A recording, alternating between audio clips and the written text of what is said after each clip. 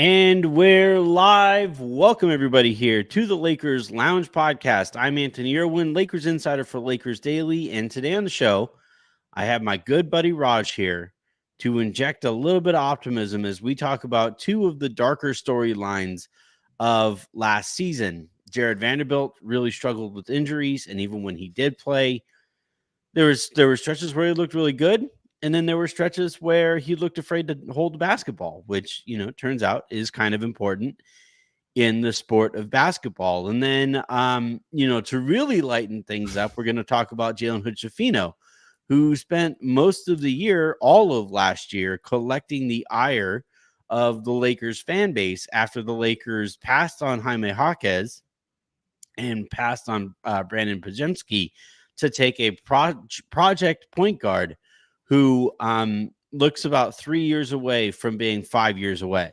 So that's too far. That's not fair. That is not right. So That's we're 8 going to be years away. talking.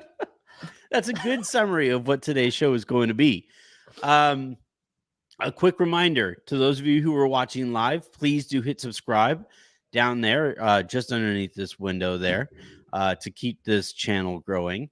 On your way in, hit that like button. Again, can consider it one of those free covers, to get into the lounge here.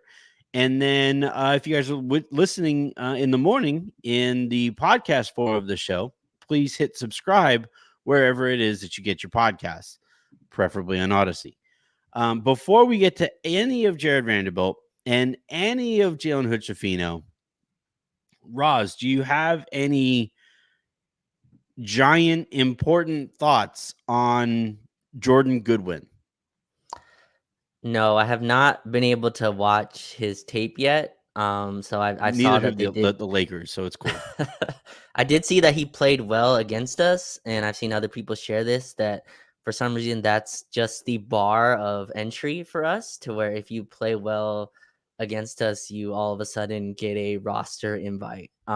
So A yeah, reminder, the Lakers don't have pro scouts. They just they wing it.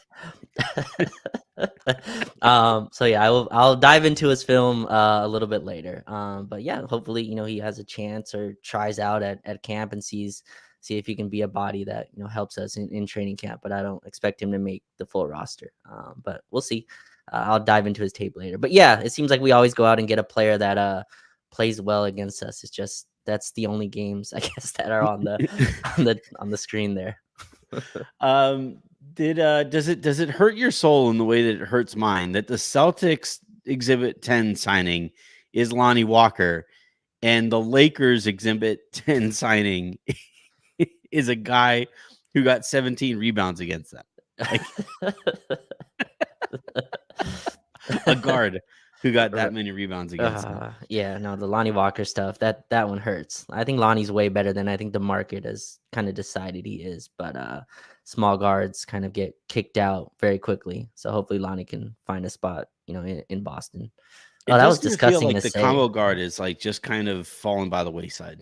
The offensive first combo guard, like I don't know if Jamal Crawford has the same career that he does in this new kind of world where, like, look, he was a super fun player, and those like scoring guards off of the bench tend to be pretty fun. Yeah. But because of what happens to those guys eventually in the postseason, I'm really kind of curious what like those guys' contracts and what their careers are going to look like under this new CBA, where it's like you'd better really seriously impact winning if you want any chance at long-term money. And those guys, their impact on winning doesn't necessarily meet the fireworks that they can set off on a basketball court on the offensive side. It's funny Lonnie went to Boston because Boston is the most strict about this, right? They're in full mode. We shoot threes, we get to the rim. That's it. Like, you do not take, mid-range jumpers. Like, we're going to drive and kick, drive and kick, drive and kick. And like Lonnie has to prove that he can do that. But yeah, in today's league, can you hit a spot up three? Can you attack a closeout? And can you defend your position? Like, if you can't do those things, you better be a superstar at like everything else. And so we'll see if Lonnie can fit that. That's an interesting fit. It's just disgusting to see like Lonnie Walker in a Celtics jersey. You know he's gonna play well against us too. Like if he makes that team, you just know he's gonna go off when he plays against us. So well, if he plays against us, because it's not a guarantee he makes that roster. right, yeah, deep team. I do hope in the short time that he has in Boston that they do kind of get it ingrained in him and people around, because he's a good dude. Like I've had him on the show previously, had a good time talking to him. He was somebody that the Lakers like were very clearly collectively rooting for in that Lonnie Walker the fourth game against Golden State. And he's a very talented player, and physically, in terms of like his just raw skill set. It'd be really fun to play basketball if I was like if I was Lonnie Walker. What is he, like 6'3", 6'4", right? And can jump out of the gym, a big strong guy. Like that's the kind of guy who walks into a 24-hour fitness and everybody else just walks out. Like you don't want to guard that guy. And yet, yeah, like we're moving into this era where there's just the way that I would, and I have described this in the past, but I just think in this new kind of reality, what does Palinka call it? Apron world. Apron world. In apron world, there's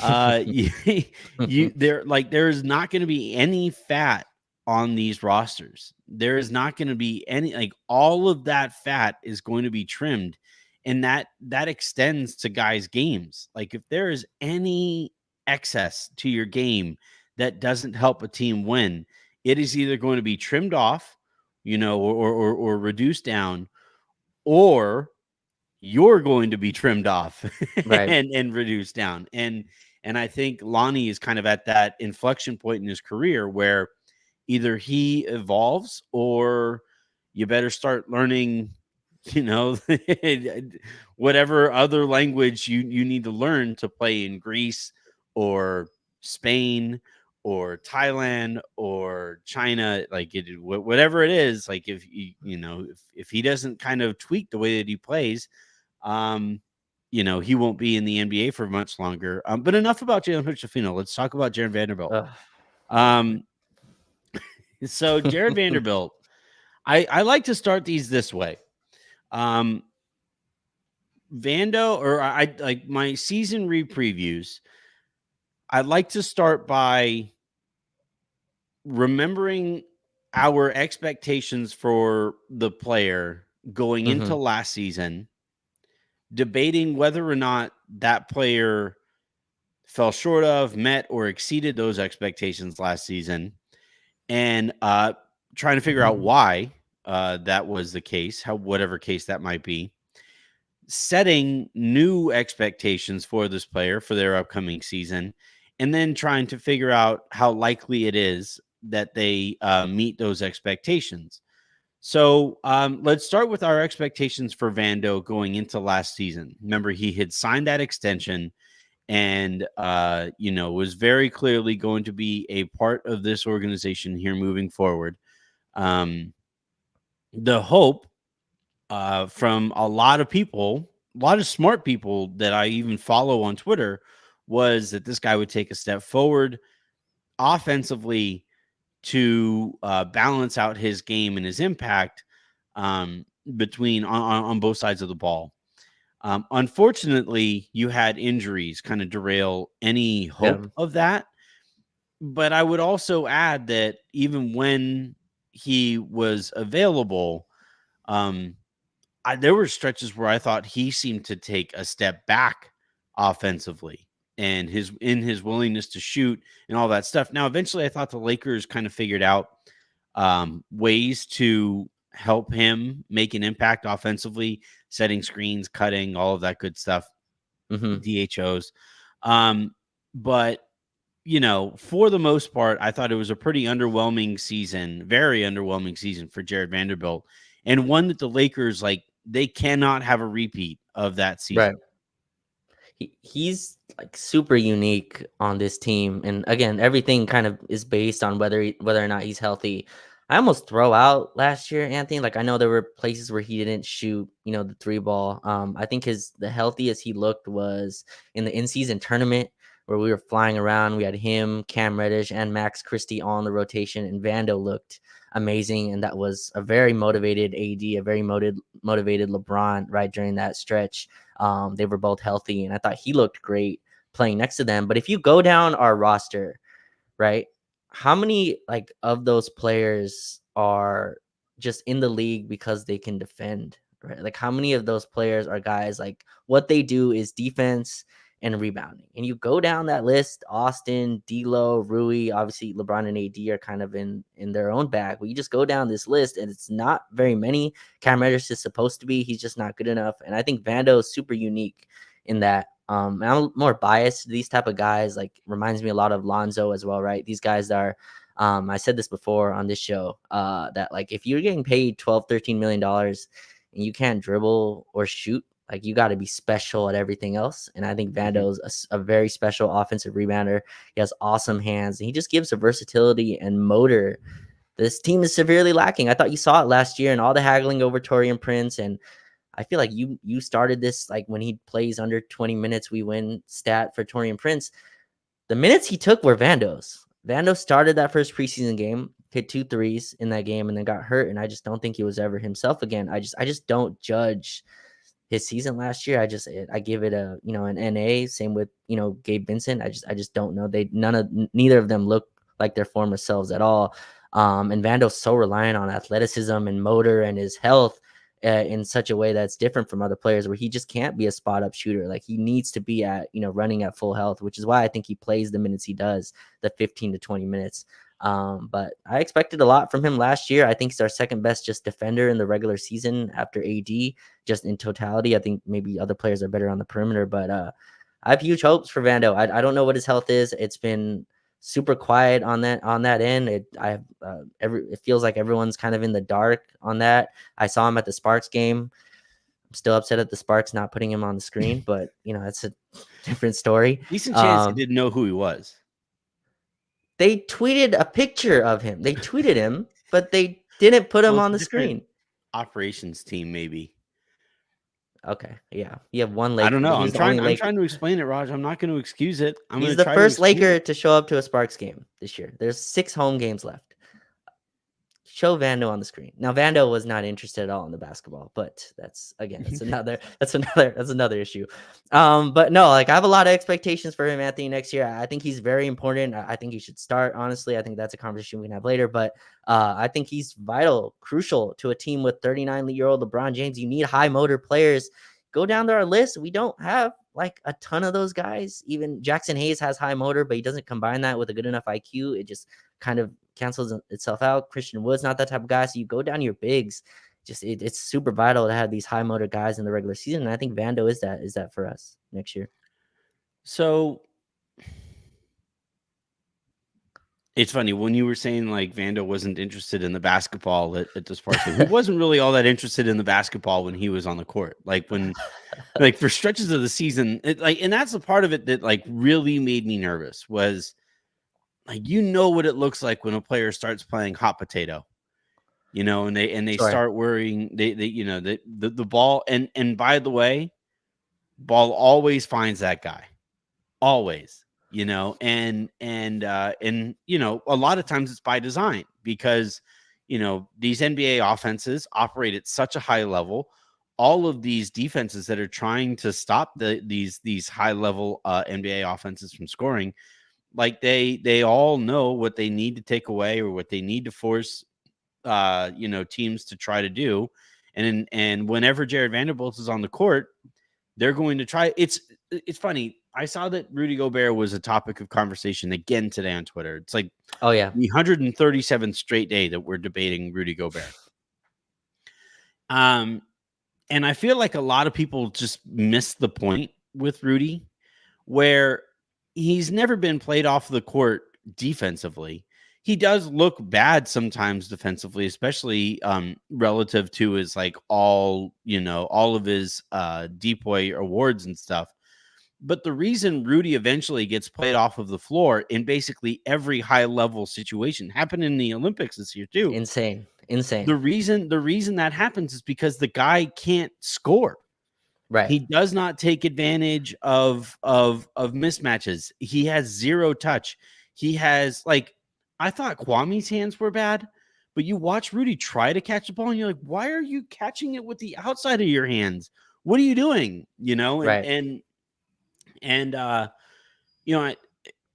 when you watch Rudy play, you can kind of, and actually early in Giannis's career, when he would not make free throws, you kind of saw a little of this too, where Hmm. eventually they start getting a little nervous to get the ball. Like, the thing I always gave Shaq credit for was, like, he didn't give a fuck if he couldn't make free throws. He still demanded the ball. He was just like, no, Right. give me the ball.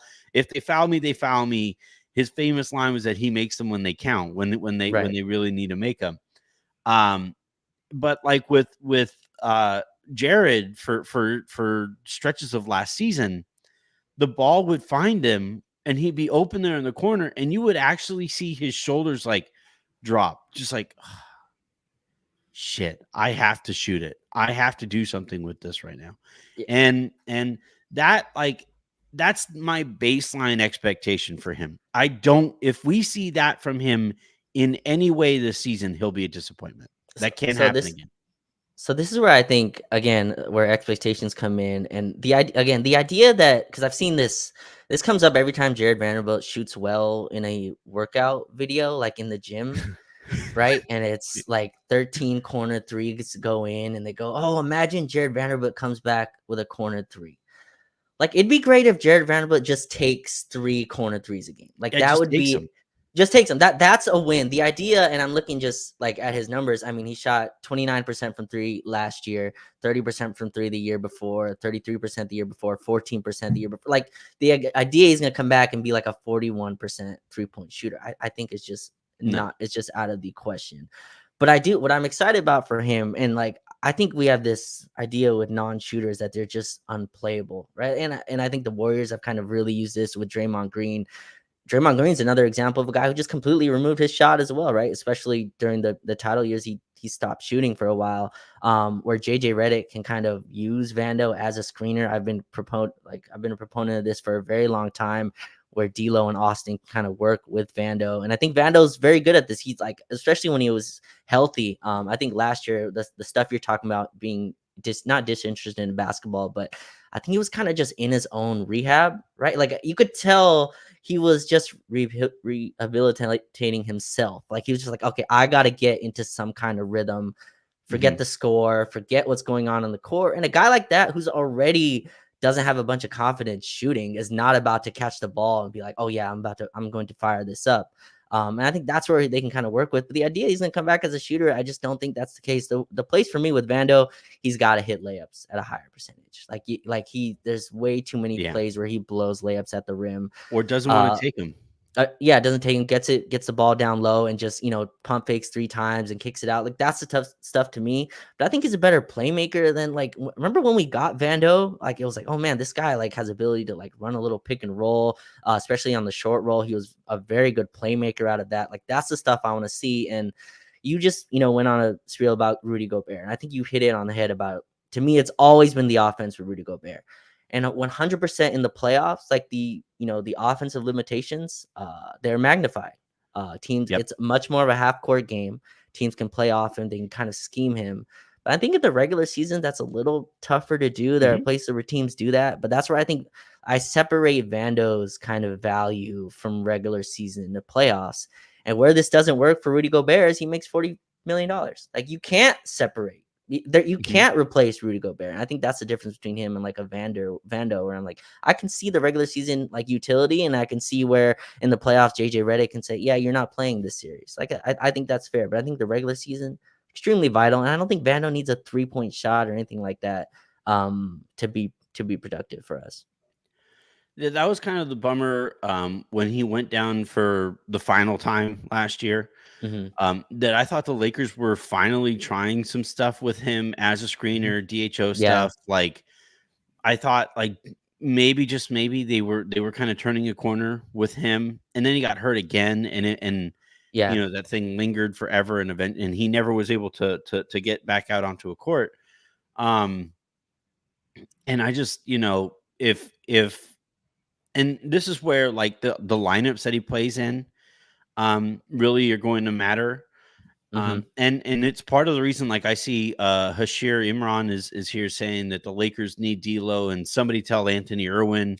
I know that they need D'Lo. I know that they do. That's the bad thing. That the problem is that they need D'Lo, because like if you need D'Lo, you're gonna fall short in the playoffs. If you're relying on D'Angelo Russell in the regular season and you keep him on your roster going into the postseason, it's eventually going to, like, there's going to reach a breaking point, and he makes too much money to just like look past that breaking point. Mm-hmm. But part of the reason that I would like to see D'Lo come off of the bench is actually for Vando, is so that you would have, like, you have D'Lo's offense and his creation and that stuff. And let's say AD is still on the court, or LeBron is on the court, because I think you need to have at least two of D'Lo, Austin, LeBron, and AD on the court at all times next year. Mm-hmm. Um, and so, like, if D'Lo is spacing the floor, and he is doing D'Lo things off of the bench for you, and it allows you to have Vando in those lineups and be able to live with his negative shooting and live with his negative space. I don't think it's going to happen again, as I've been saying all offseason, but that's how I would approach it if I were the Lakers here. The point here is that with Vando looking ahead to next season, and we'll talk about that more in a second. Um, those lineups, Yeah. you can't have him out there with another negative floor spacer. You need to, like, if Vando is out there, you need four other guys basically out there who can space the floor. That's how the Warriors were able to get away with it with Draymond, is they had Draymond there, and yeah, like for stretches of his career, he was a nothing from 3-point range. But then you also had, that Steph guy and that Clay guy Mm-hmm. and Wiggins when he like magically cared about basketball again, and Otto Porter when the one year that he was healthy, or KD in some of those seasons too. That's how you live with the limitations, the severe limitations that Vando has. And I think even with all of that said, like the Draymond Green, I get it conceptually because Draymond can't shoot, but Draymond is such a great facilitator of the basketball, and Vando Sure. is just not. So, For like, you got to figure out a way for Vando to not hurt you offensively when he sure. can't shoot, he can't dribble, he doesn't pass the ball very well. Like, it's just you go through all of these things that he just can't do on the offensive side of the ball. And I do think, like we talked about, the inflection point that Lonnie is at. If Vando doesn't make, like, over the course of his next couple of years in this contract, if he doesn't actually take steps forward offensively, he's going to be out of the league. Like there's just not room for somebody who is that bad offensively, because you need to be a lot better than even Vando is defensively to make up for it. He needs to either take steps forward defensively to where, like, he is a wrecking ball out there, Right. which he can be sometimes. And he looked like it for stretches last year because there were so few high motor guys on the Lakers roster elsewhere. But, he needs to be an insanely high impact guy on defense, or he needs to just not be terrible offensively. And we'll see which one happens first. And if neither happen, then it's just not going to happen for Vando. Right. Two things that, well, just quickly, I don't think you can bench D'Lo. I don't think I've been able to speak here, but I think you lose him. I think you lose him immediately. But with Oh, Vando, like, no. well, that matters. That 100% matters for like our I start of the know. season.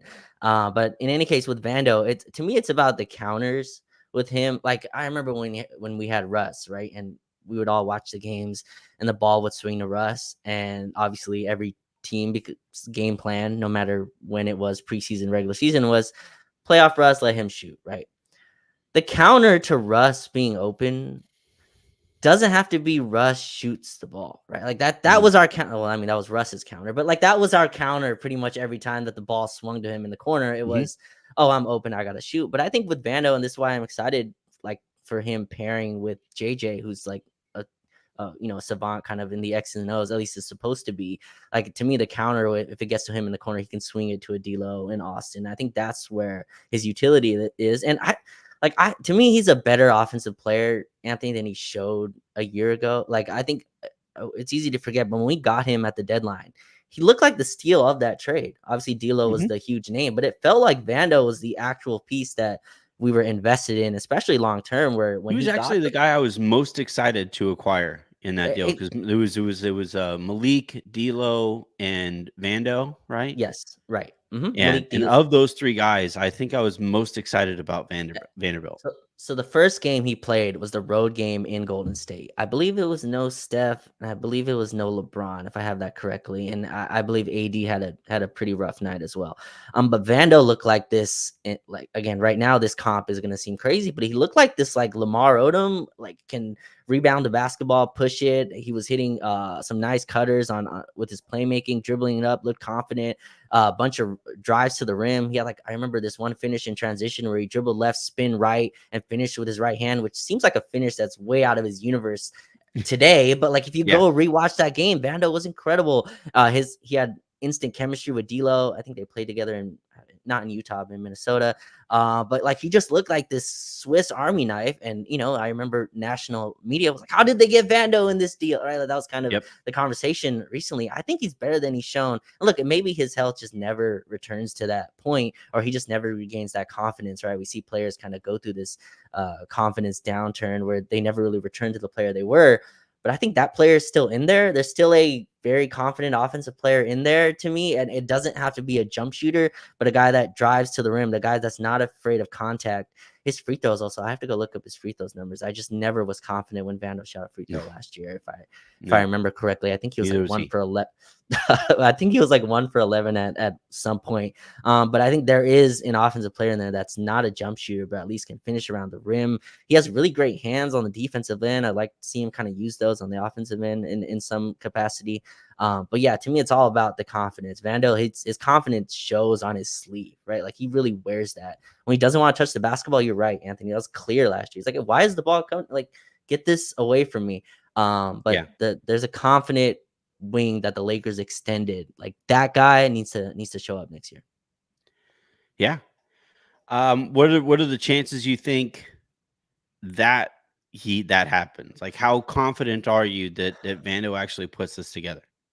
I think if he's held, like, because his game is not relying on jump shooting and he doesn't need the ball, like those are situations you can, create in practice. You can recreate and kind of get reps at and just get confident with, like in practice situations. Like I feel like that player should be there if he's healthy. And his numbers, Anthony, like with the starting group have been great both years. Like, but obviously I usually just take the year before, but that Vando, Bron, AD with Reeves and D'Lo plus 20 in the 7 games, AD, LeBron, and Vando plus 18 in the 11 games, and those are high pressure ball games. Those are trying to make the playoffs that last month, getting into the playoffs. Like he's a guy that's shown he can play well in those type of games.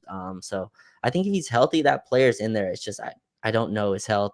He was walking well at the Sparks game, but as you told me before we recorded, that doesn't that doesn't really indicate a ton for the next season. Yeah. But he didn't look like he was laboring at all from my seat, from the media seat. So Well, look, yeah. the good news is like he for sure would be in big trouble if you notice that he wasn't walking right Oh, at okay, the game, right? sure, Like, so you have that going for you, I guess. But like the bar needs to be a little higher. Look, sure. I've said this in the past. I'm very reluctant to like share too many details about what you hear about a guy's health because Hmm. it's just a very taboo topic and it's a very difficult subject to kind of report on. What I will say though is that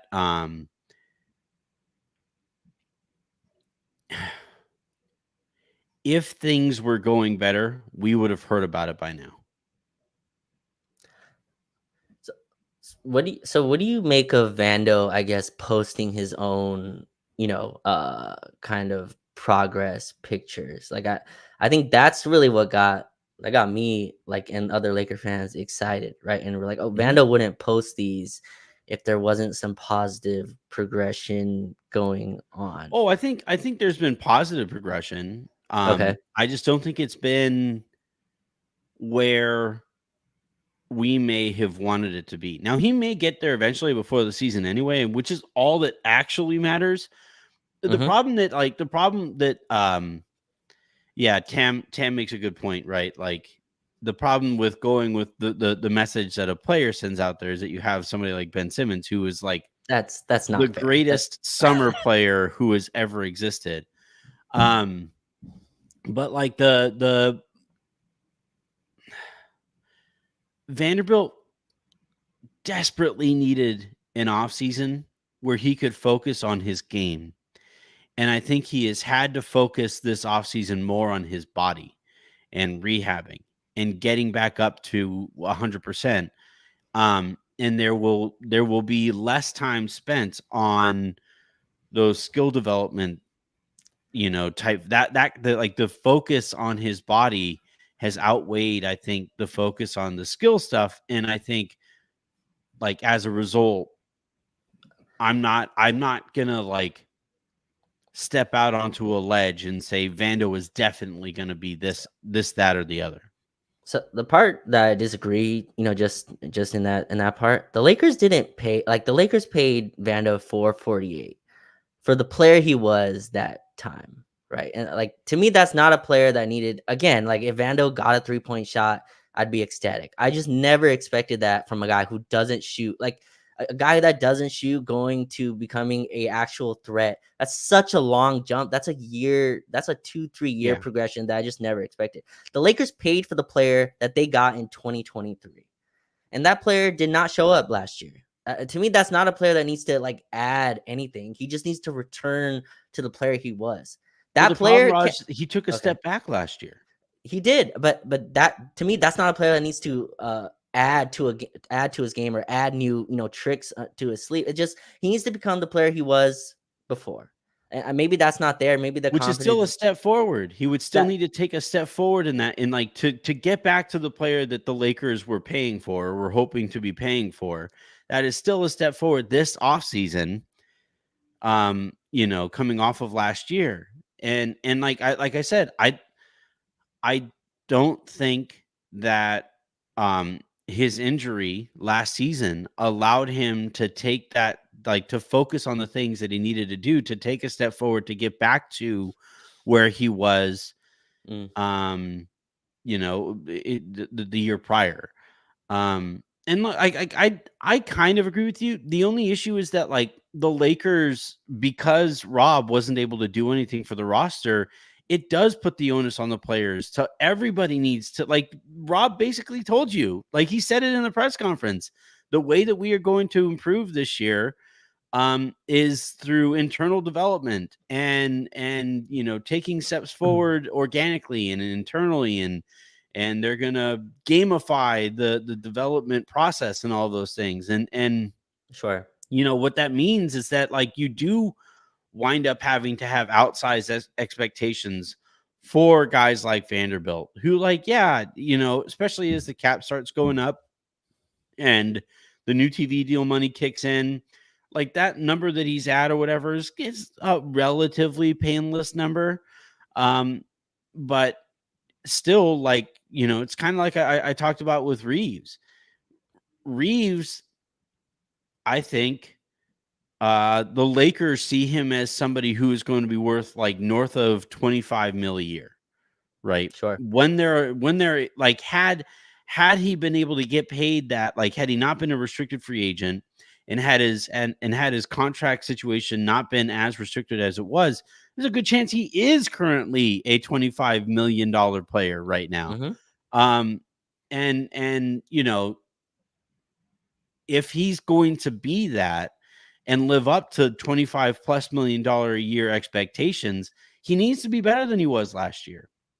And I think for Sure. Vanderbilt, if he wants to take that next step forward to either A, remain at that $14-15 million area that he's in right now. Because again, like we just saw with a bunch of these guys, if the holes in your game are as obvious as they are, as you know, with like Lonnie, who we talked about at the top of the show, like you eventually get squeezed out. The market just completely dries up. And so if you're Jared Vanderbilt and you want to remain in that nice cushy $14-ish million a year contract area, you need to get better. Like you just do. Like he needs to be better. Sure. Like I would even argue than he was the year prior, because again, what we're going to start seeing, and we've seen it in baseball. I have the Dodgers game on in the background. And you know, it, like I'm telling you, Raj, I covered the Dodgers at you know, when Moneyball was really taking hold, and the and the Dodgers eventually wound up employing this guy, Andrew Friedman, who is, you know, one of the foremost, you know, Moneyball brains in the sport. Is he And like baseball's Daryl Morey kind of thing? Like he's the Daryl Morey I'd of say closer baseball? to Sam Presti. I think he's Okay. closer to Sam Presti. Okay. Um, and like, you know, watching the Dodgers and watching that entire sport basically squeeze out the middle class, where there are just not very many players who aren't superstars who get nice contracts, especially Sure. even like we're talking about relatively late into their like mid to late 20s guys are struggling to get paid in baseball. And I think we're going to start getting there in basketball too, because this new CBA is demanding it, and these teams are using it as that excuse that they've always wanted the CBA to be an excuse. Like they've always wanted to be able to tell guys like Vanderbilt, oh man, you know, we wish we could pay you more than $7 million a year. We really, God, just good golly shucks, we wish we could, but we have 3 max guys on our books who actually Sure. generate revenue, actually generate impact on winning. And to everybody else who isn't that, we want them either on rookie contracts or veteran minimums, or like the occasional, you know, literal exception to the rule, right? The cap exceptions that we're talking about. Like that is it. That is going to be the makeup of all of these rosters. And if Jared Vanderbilt wants to remain, especially making more than those typical exceptions, he needs to be, I would argue, maybe even significantly better than he was the year prior. Yeah, I think we're having like two different like with Vando. Obviously, if he wants to make the type of money, I'm sure that he's looking to, and I think he's a clutch client still. Like he's obviously gonna have to improve.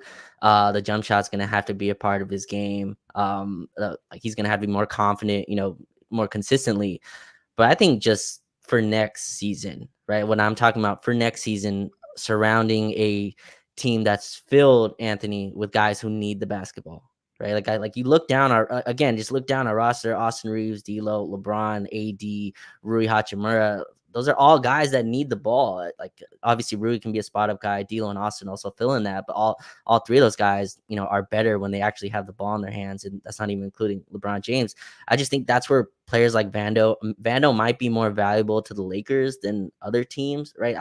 A team like this that's such, you know, on ball dominant needs guys who don't need the basketball, who are okay not touching the basketball for multiple possessions on end, and that can be seen as a negative at times for sure, and players can lose their confidence. I just think for next season, and that doesn't mean Vando doesn't cut, you know, that doesn't mean he shies away from contact because he's scared to shoot free throws, and he's 25 years old, Anthony, and I think he's in that kind of fork in the road where, you know, you either ascend to a next tier of player, or you kind of are who you are, right? And this Mm-hmm. is I'm not trying to be mean. I think Vando is who he is. I think the skill set is so far away from like that next tier. Like the 3-pointer looks like it has 3 steps to it. Like it has Yeah. like 3 iterations before he shoots. I'm not saying he can't find a consistent shot from that. It's just that shot becoming consistent enough to be, you know, efficient. It's just too far away.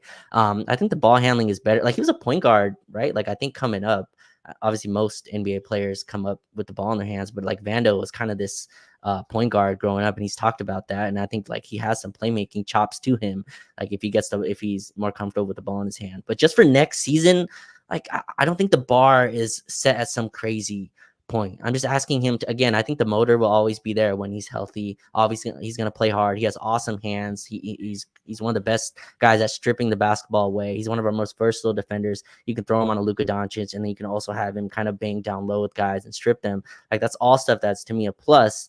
It's just he's got to be able to cut and finish at the rim at like a baseline level. Because if not, then he's unplayable, to your point. And obviously that gets created more in the playoffs. But yeah, I'm hoping for a healthy because Vanderbilt's so crucial to this team, not just because he makes $12 million a year. It's just you look down the line of players, like he's just unique on this roster. He's like, there's just not many guys you plug in for defense. We're hoping Max Christie is that guy. We think the Cam Reddish kind of ship has sailed in that capacity. You go past that, and it's like you get very quickly into, where LeBron has to defend the other team's best perimeter defender. And that's a tough place to be in an 82 game regular season. So I think Vando's so important to the success of the team next year. Yep. Somebody who I don't think is particularly important to the success of the team next year is Jalen Hood-Schifino. And I say that, like, we talked about this at the end of the pod last time you were on, right? Yes. And how we talked about how it's too early to call him a bust, but I think we have had more than enough time now to call that a bad decision organizationally, drafting him. I will say this because I want to make sure, like, I'm clear to people when I talk about Jalen Hood-Schifino. I am legitimately pulling for this kid. Like, and he is a kid, right? Like, especially at this advanced stage of my life. He is a kid, and like he's maybe even a little younger than my youngest brother. So like I don't want to sit here and like completely shit on a child. Also, it's a bit like I love Raj's face anytime I make a Jalen Hood-Schifino joke. It's a bit. I am very committed to bits and all of that stuff. So like when I seem like I'm being super duper hard on Jalen Hood-Schifino, it is more a statement about like I am more going at Raj than I am at Jalen because I am really pulling for this guy.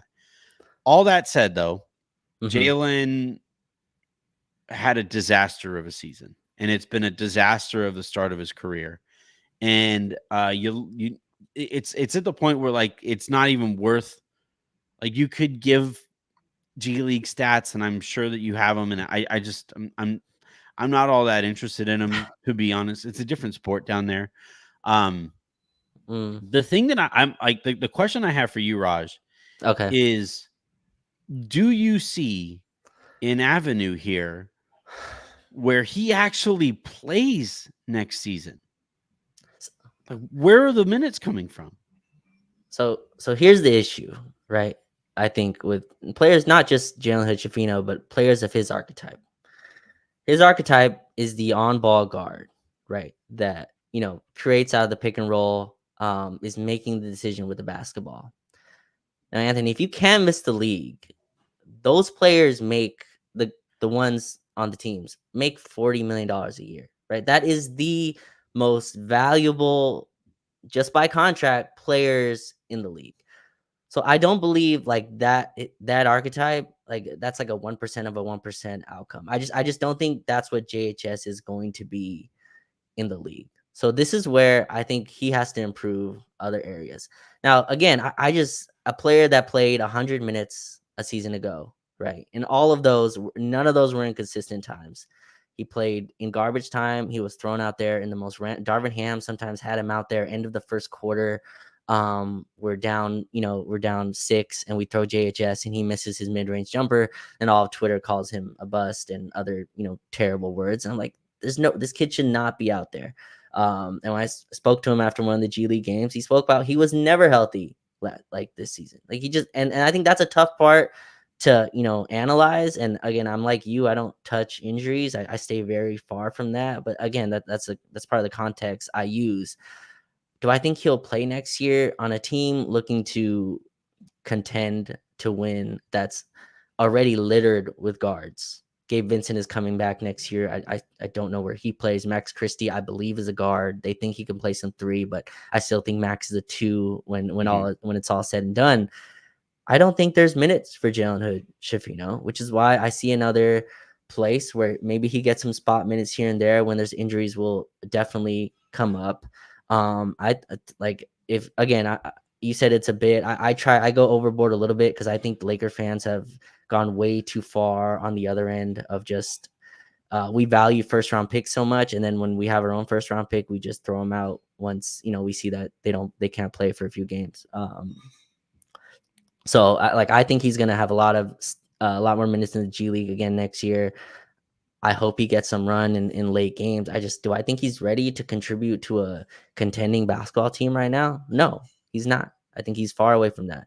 What I think the G League helps is get him his confidence, get him working on getting separation from close to NBA level athletes, right? It's not the exact same, but there's a lot of athletes in the G League that come up, right? So I think like his whole thing is getting separation. I know you don't like G League stats, Anthony. The rim's still 10 feet high. Like it's still, like the 3-point line is still the same distance. But he shot like 40% on like 5 pull-up threes a game. What that tells me is like there's a jumper in there if he can get separation. He may never get the separation at the next level, but to me, that's everything for him. And I think he's like a backup point guard with defensive chops. Like I think that's his like role in the league. Now you might not like that archetype, but I think that's kind of where he's going. But no, do I think he's playing next year? No, I don't think he's ready to play next year. Maybe that's a stain on the organization for drafting that, but this is a Not maybe. project. Okay, it's a Like, stain on the organization for drafting that, but when you draft a project, this is how it goes. Like unless you're a rebuilding team, you can throw minutes at a point guard, say, "Hey, go make all your mistakes while no one's watching." That's not what this is at all. I mean, no one was watching the G League, but I was watching the G League, but like no one was really watching the G League, so that's where he can make his mistakes. But that's not the situation the Lakers are in. And so no, I don't think he's ready to play next year. that's just brutal. Like it's brutal. It's brutal when Rob has been reluctant to include first round picks in any of these trade negotiations and stuff like that. And you turn around and you essentially get 0 for the first 2 years and then by the way, he'll enter his 3rd year and now you'll have to start thinking about paying the guy like and extending the guy. And like it's just and again, Jalen, it's not Jalen's fault that Rob fucked that up. It's not Jalen's fault that the scouting department was focused on a project in that spot. However, like at some point too, we need to see some of him this year. Like, you just do. Like whether it's in garbage minutes, whether it's you're gonna go through injuries. Eventually, they're probably gonna trade D'Angelo Russell, and maybe that opens up some more opportunity there as well. But like you need to get some return on a first round pick that you wouldn't include for name X 2 years ago. Sure. It's just killer to pass on the opportunities that the Lakers have passed on because they've been so desperate to hold on to these first round picks, and then also not get anything from the player that you drafted using those picks, or one of those picks. So it's not. I look. I've said this, like the Lakers basically this offseason, because it was so non-productive, it is forced unfair situations on people throughout the organization. You're forcing JJ Redick, a first-time coach, not just like NBA coach, but first time he's done any of this. Yeah. Like you're hoping that he's going to be the difference between last year and this year. That's not fair. We're hoping that Jared Vanderbilt, coming off of a year where he basically missed the majority of a year to injury, and now has had to rehab for most of this last summer. We're hoping that he takes a legitimate step forward in ways that we don't think is necessarily even possible. That's not fair. But like also, and this I said the other day on the show, one of the least mature words in the English lexicon is fair. One of the least mature concepts is this idea that the world has to be fair. It isn't. It's Sure. not fair. And so, like, in Jalen's case, if you don't get anything from him on a basketball court, on an NBA basketball court from him in year 2, that is a waste of a first round pick. And it doesn't mean that he is definitely a bust, but it's heading that direction. I know you and most don't care about this, but I also think the context of Jalen being drafted is important. He was drafted again. I think this was a reach. I think it was a like, let's just see, let's let our scouts have a chance at a young player. We had a bajillion guards. We just made the conference finals, and then we added Gabe Vincent, right, to a team already heavy with guards. And I think that was the thinking, that we would not need Jalen Hood-Schifino. It doesn't change anything you said. It's obviously, Jaime Jaquez and Brandon Pajemski have obviously shown that they were, the correct picks, maybe even Cam Whitmore, depending on who you speak to. I'm still upset, Anthony, that the Lakers never showed Jalen Hood-Schifino's game winner a year ago in the G League. Like, I think that should have been posted up somewhere, like even a retweet of, the game winner that he had. Do you know how But that goes? what do you mean? Like on social media. Do you know how that goes? Oh, that's a cute G League game winner. Congratulations. Like, they did it to protect Jalen. I think it's the right call to not do it. I mean, he had really nothing else up until that point. I just think that was a cool moment for him, and cool moment for the South Bay, like, coaching and just the organization in that moment. Do you realize, like, what the mentions and what the replies and quote tweets of that tweet would be if the Lakers retweeted it or sent the video? Whew. Maybe a like. Can they like it? Could they have liked the tweet? All right, maybe they can like it. And like now it. that likes are like hidden, I think now they would Right. like it. I think So no one would even know they liked it. Great. So I think the path for playing time for Jalen, again, this is a tough part about the G League. This is where the reps are impossible to know.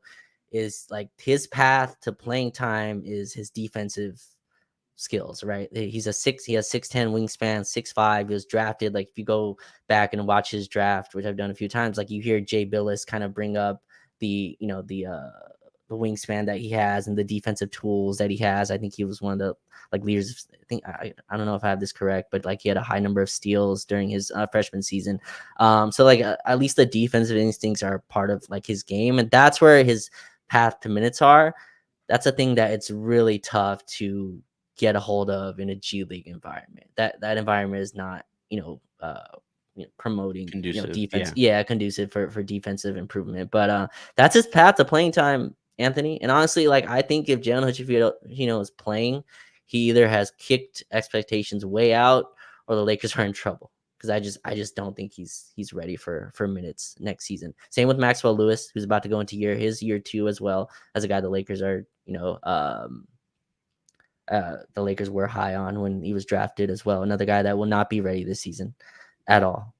He's a guy the Lakers gave a 4-year deal to, Anthony. That is roster. He's on the roster. He's not some Exhibit 10 deal. Maxwell Lewis is also a player that's on the roster. I'm not trying to shuffle blame around. I'm just saying, these are the young players on the team, and both of them are projects that I don't think they're 8 years away. They're at least another year, at least. So that's where we're at with our young guys. All right, let's go ahead, and I asked people for questions on Twitter, and specifically the ones who have proof that they are subscribed to the show. So the first one that I'm seeing here, at LAL Prime, have you heard anything about Vando expanding his offensive game, or is he mainly going to be a defensive guy? I think it's the latter. I think we've talked about this plenty on this episode, but in terms of what I've heard, I do think there would be more of a focus to get him involved in the offense beyond standing in a corner and hoping that the defense forgets it's him there and helps accidentally. I do think that they need to take advantage of because he's the thing with Vando. You look at him and he is built to play basketball. Like he's super like Oh he's yeah. kind of an awkward like he like his hand-eye coordination isn't where it probably needs to be or whatever. Um, in terms of like repetitive behavior to shoot a basketball, but you look at like him actually, he's one of the more impressive specimens that you'll see on a basketball court. And I think he likes to mix it up a little bit. So have Mm-hmm. him just run around and set screens. Like I used to say this about who was it? Was it Lonzo? Well, I was like, just turn Lonzo into a Roomba. Let him go set Mm. a bunch of screens for people and run around wreaking havoc and impacting the game in like different levels of your offense. But like the moment that you basically stick Jared Vanderbilt in a corner is the moment that you're doing what the defense hopes that you do. Because that makes him the least. And then, if you are going to stick him in a corner, you tell him you crash hard from that opposite corner every single time on those offensive boards, and you impact the game that way. Um, but like if we're talking about like what I've heard that the Lakers are thinking about doing, it's more of that stuff than it is like maybe he learns to shoot this year. Right. Really quickly, Vando's an amazing screener, and he's like an addictive screener where he'll just go around screening if you put him in the right positions. Like that's to me his one of his talents. Like his motor is a skill. And he's been in the league now, Anthony. It's crazy. Like he's 25, but this is going into like year 7 for him. Mm-hmm. He's been a non-shooter all those years. Like he understands where the spacing is, where the cuts are available, where the shots are available for him. That's why last year I feel like should be an aberration. Like I'm looking forward to him in a system, hopefully that kind of puts him in better positions. I think that's it in terms of people who have proof that they are subscribed to the show. We'll answer. Let's see. Um, this is kind of an interesting one. Do you prefer Vando to get better at shooting the threes, or just bulk up and try to play better at as a small ball 5? What do you think of like? Because they tried to stick him in the dunker spot occasionally. Right. The one major problem that you run into there is that like his reluctance to even shoot sometimes at the rim really gums up your offense. Like you cannot have and we talked about Gobert, like this is his problem. He gums up their offense, whatever offense he's playing in, from the dunker spot, and it's just impossible to overcome that wrench in your system. But what Right. do you think about Vando as a small ball 5? So I want my person in the dunker spot to be able to dunk like that. I think like to be able to catch lobs and actually, Crazy. to dunk the basketball. So I don't really like him there. I'd rather him get a 3-point shot. I think that completely shifts the makeup, and I think that automatically moves him into being a starter. Small ball 5, I think the Lakers experimented with that. Maybe he could bulk up, but I think you lose all the other stuff that makes Vando. Like if he bulks up, he's not as lean, of course, but like I think his athleticism dips to a certain point. He doesn't have the quick twitch jump, which I think makes him special, makes him one of the best offensive rebounders in the league. All that type of stuff goes away. So I don't really want Vando bulking up. I'd much rather have the jump shot if that's if I'm allowed to Thanos it. Can Thanos do that? Can he like add a jump shot? No. Not really his thing. Okay. Not really like what Thanos was focused on. I'm trying to think of like Marvel characters who just added parts of. Oh God, there's a villain who did that, and I'm blanking on it. All right, Okay. last question here comes from at Notorious WMC. Why did he quit drinking and swearing? This is about Raj, not Vando. Did you stop drinking? Did I miss something? I heavily cut back. I drank in Vegas, but I heavily cut back. I was never a swear really though. Like that was never really Yeah. my thing. So I'm not sure where that's coming from. But yeah, definitely cut back the drinking. That was just personal decision. No real reason It's for it. always a But good one. It's yeah, always the right but decision. the swearing, yeah, that was never really in my thing. What's the closest, or have you actually dropped an F-bomb before? Oh yeah, of course. Like of course, I've curse before. It's not really in my like regular language. Like it's just not something I do very often. But yeah, I feel like I'm being asked like a little kid. Like, have you sworn before? Like, Well, like no, yeah. because like I've had there are people like Nikias is like hmm this. Oh, He right, just right, does not. I don't think he ever has sworn. In like a really early iteration right. of my Lakers content, we had a guy Ryan Kellepire who like had never sworn to that point either. So like I was just curious, like what was the last time you dropped an F bomb, and like what got you to that level of just sheer, just unfiltered, Oh, unadulterated rage? there was definitely some F bombs after the Jamal Murray game winners. I know that there were definitely F bombs. I totally forgot, Anthony. I went back and watched Game 5. I totally forgot Jamal Murray had a game winner in that one. Do you remember this?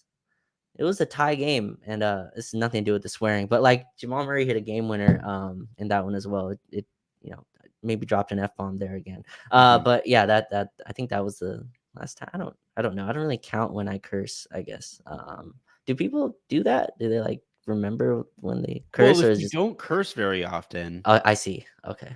like I cursed like 5 minutes ago, right? So like I'm not I'm not the kind of person who's like, when was the last time I got to that point? Like Right. it happens like internally all the time, Right. and Right. externally, because I have two children. Um, Although I have tried to cut back on my cursing in front of the kids for very obvious reasons. Have the Um, kids cursed yet or not oh yet? God, yeah. Oh, really? Okay. Oh man. Avery Avery did this thing when she was like two and some change, where she would be on this little like scooter thing, and she would run into the wall on purpose, and then she would go like, shit. And she said it with like the correct intonation and everything. And both me and Jen, like, first, what happens first is you laugh really, really hard, Okay. because you're like, oh my God, this is adorable. And then you're like, God, I gotta make some life choices here. I can't. My daughter, where she's getting it from. Like, the funny Right. thing about parenting is 90+% of it is done when you have no idea that you're parenting or that you're teaching. Mm, Like, you always think of like these teachable moments, and you think about these like grand speeches where you pull them aside and you get down on a knee and you look them in the eye and you explain life's great, mysteries and stuff. Um, no, that's not that's a very, very small part of parenting. A much larger part of parenting is just being a decent human being around them, and sure. them seeing what like being a decent person looks like, and then doing it themselves. Right. So when they cuss, you know where they're getting it from. And and it means that like that 90% of that time that I'm parenting, I'm screwing up that part of it. But nothing, I don't think we've done anything that's like irreparable to this point. Okay. I sure Okay. as hell hope not. We'll see. All right, that is going to do it here for this episode of the Lakers Lounge podcast. Thank you, everybody, for tuning in. We have 1,000 people watching on September 3rd. It's just, you guys are the best. You guys are incredible. The way that you guys have supported us, and the way that Twitter has gamed, live viewing stats. But I'm not pointing that out. Um, See, the plan from here on out is to do another season repreview probably on Thursday for Friday. And then, that gets us into mid-September, where we're going to start hearing about, a players-centric camp. I think that's probably right around the corner for the Lakers. LeBron likes to do those pre-training training camps. So we'll see what that looks like and what comes out of that in the next couple weeks. But for the most part, we're going to keep chugging along. I have another series that we're going to be kicking off here pretty soon. I love doing every year. That is the contender series, where I talk to people who cover these other teams that I consider contenders, and we talk about how they match up with the Lakers and the offseason that team had. Those are always a blast too, so keep an eye out for that. And until we get to all of that stuff, and until the next time you guys hear from me, I'm Anthony Irwin. That was Raj Shapalu. This has been the Lakers Lounge podcast. Hit that subscribe button, hit that like button, hit those 5-star review buttons, although that takes more than one button typically. And have a great rest of your day. Make somebody else's, and I will talk to you on Thursday.